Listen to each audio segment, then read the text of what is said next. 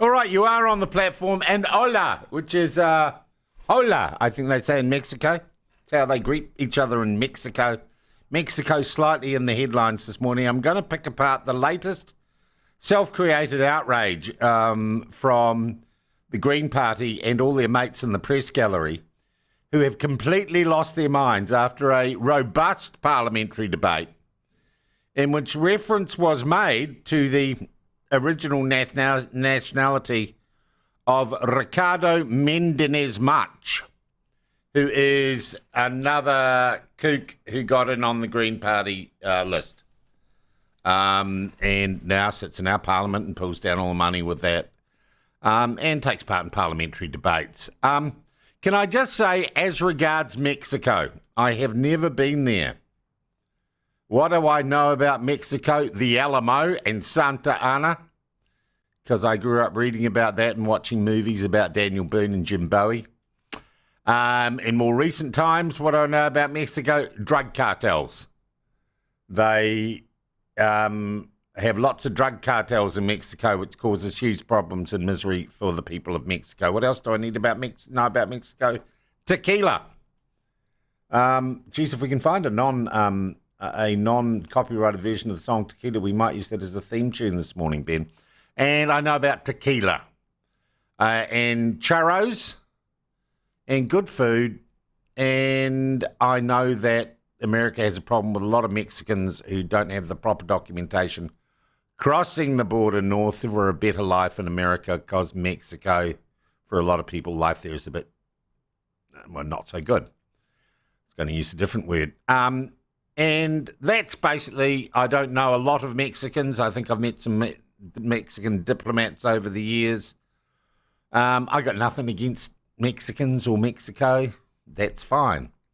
And Mendenez March came from Mexico. I don't know, as a refugee, or he said because he was gay he couldn't live there or something like that. But in Parliament the other day, he gets on in the Mexican home and everything, and he is absolutely outraged. And because it's a chance to attack Shane Jones and Winston Peters, the press gallery and all the baby journalists there, they get outraged too. And they stupidly run off, and this has been the narrative all over the news yesterday and last night. They run off and say, Mr. Luxon needs to do something about that. Well, look, kids, here's being a reporter in Politics 101. What happens in the House and Parliament is separate from what happens in the beehive, in the corridors of power with government. And the person and the people who regulate behaviour in the Houses of Parliament are the Privileges Committee and the Speaker. And Chris Luxon, whether he's in coalition with the politician or not, doesn't have any authority and isn't required to have any authority or opinion on what other politicians from other parties say in the House. So the entire premise of your story, and I presume a gender lynch mob was in on this, and Benedict Collins, running off to the Prime Minister, ooh, this is bad, won't you tell them off? It's a puerile misinterpretation of the way that politics in this country works. Absolute puerile misinterpretation. And of course, Luxon's not going to get involved, not his business. He's in the business of running the government, not moderating, regulating the behaviour of Shane Jones and Winston Peters, and good luck with that.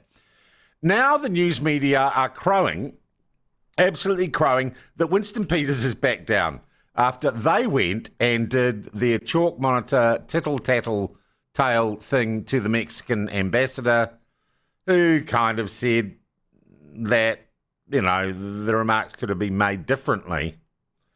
And Winston Peters goes, yeah, maybe they could have been made differently. I like Mexicans. I'll see the ambassador up at Waitangi Day. That is not a back down.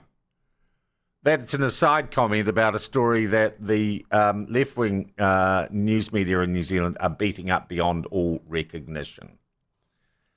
So that is that deal with. This isn't much of a story. There isn't a diplomatic incident here.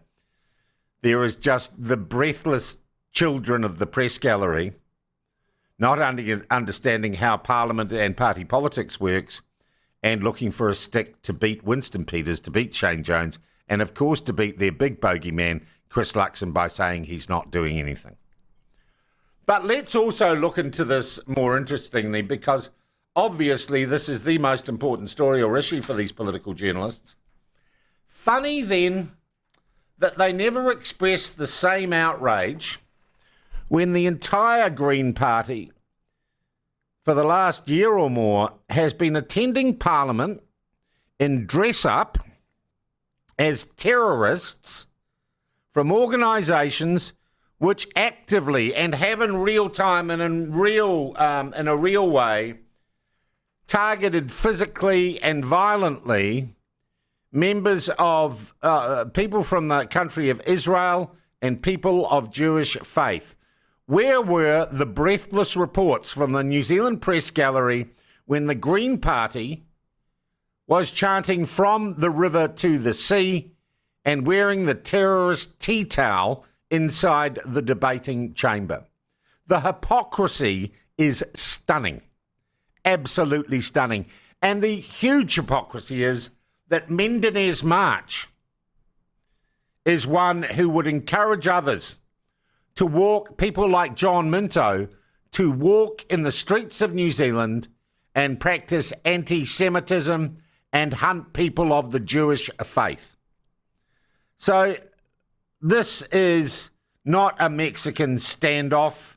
This is just Winston Peters and Shane Jones making very pointed. They were talking, when they talked about send the Mexicans home, they were talking about you, Ricardo Mendenez March, because they are your political opponents. And you can't run, and there's no reason to run off to Mr. Luxon and say, he must do something about this. They've hurt my feelings. Imagine, Mr. Mendenez March, all the people of Jewish faith who have had their feelings hurt when you have put on the tea towel and paraded like some undergraduate student politician chanting from the river to the sea, when you have encouraged others to take to the streets of New Zealand and threaten people and make them feel truly uncomfortable. Now, the media have run off. They could only find one Mexican who was at all concerned about it. The other person they got in stuff this morning was a Colombian refugee advocate. So I'm sorry, I got to say, I don't know any Mexicans personally, as far as I know. But I don't feel that you can compare supposedly the terrible conditions created by Shane Jones and Winston Peters mouthing off in Parliament. I don't think you can compare that to the tidal wave of anti-Semitic rhetoric and action from the Green Party and the left of politics in New Zealand. But of course our mainstream media won't tell you about that, will they? I'm going to raise this with Shane Jones live after the 7:30 news. But for the moment, I have had my say.